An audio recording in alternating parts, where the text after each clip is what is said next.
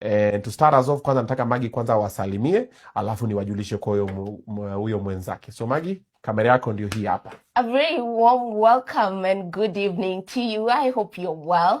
Thank you so much for joining us. Welcome to today's live updates here on Obina TV. My name is Magi Ndumia. Well. Hello. I want to be like Maggie, man. One of these bad days. Hey, Maggie anakuanga too much decorum. Hello and welcome. Okay. I think kila mtu akutumini niko hivi. Mimi by that ni siku ndakuwa nasoma news nisema okay.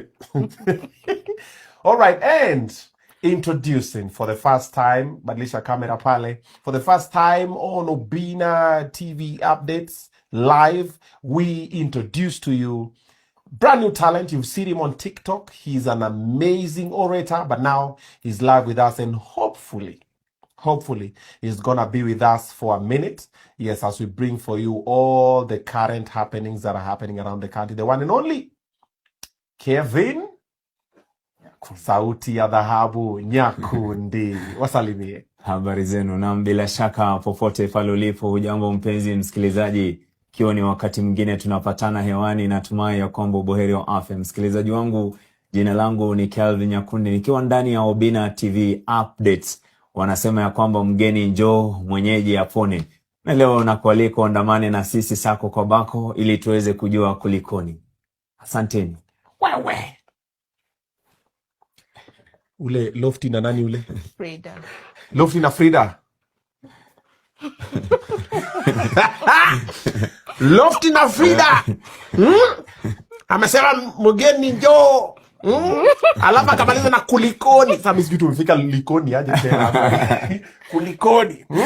Lofty na Frida meona? Lofty yuko hapa, tamtafuta tu Frida sasa. Lofty shampata pale. Matambo. Aya, alafu sasa hapa ni mtazamaji, msikilizaji radio.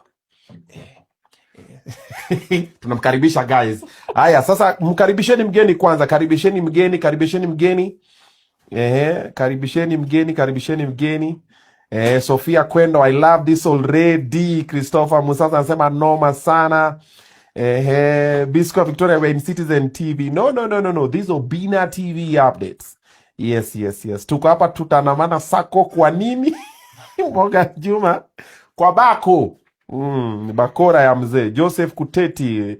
Leo ni Magi na Kevo. Okay. Oh, by the interesting. But